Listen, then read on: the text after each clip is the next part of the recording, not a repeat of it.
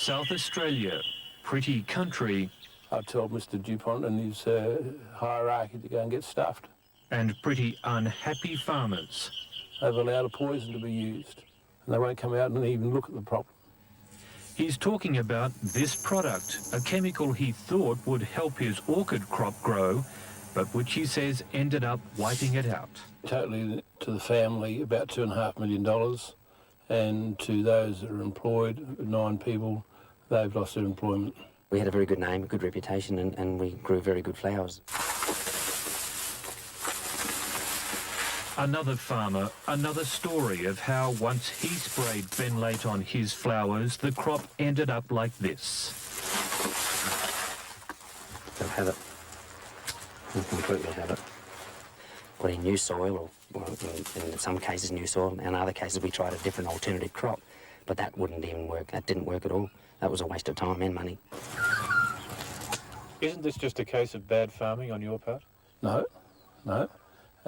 Quite the opposite, because the only areas that are affected were the areas where the Benlate was used. The areas which didn't have this material used, or these particular bottles of this material used, are quite okay.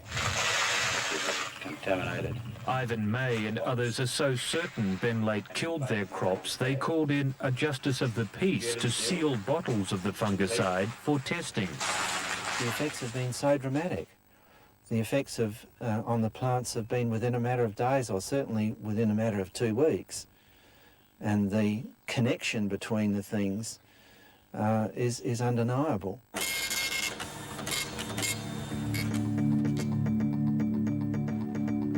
Dr. Thompson conducted those tests, and he found these batches of Benlate were contaminated with a toxin called dibutylurea. What sort of damage would that do to a plant? Well, the damage that's been reported is that it just simply kills them. This one here, which is Jane and Eric's, is supposed to be one of the dirtiest samples, according to the chemists that they've come across. In a farmhouse in the hills near Adelaide, people gather, all with the same story, and all furious with the way Benlate's manufacturer, DuPont, has handled their complaints. We put in a claim to them, we got back nothing from that. We had no response whatsoever. We've sent registered letters, we've done everything possible to make correspondence with them, and we've been completely ignored. DuPont didn't want to talk about that on camera, but they issued a press release vigorously refuting claims that Benlate caused crop damage.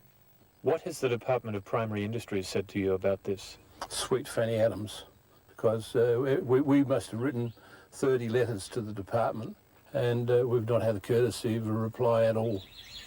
What Ivan May has learned is that in America, DuPont, faced with similar claims, has paid out more than $670 million in out-of-court settlements. DuPont acknowledges that, but says in its press release that those payments are not relevant to Australia.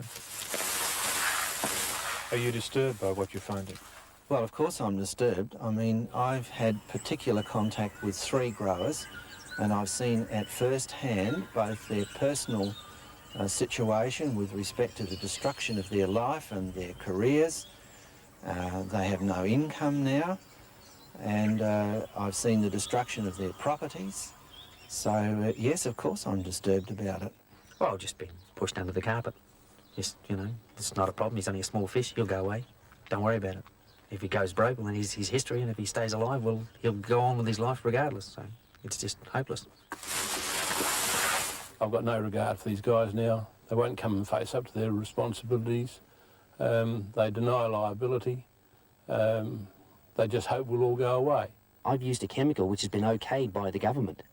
It's got a license to be sold in this country, and I've used it, and it's wiped me out, and they don't want to know about it.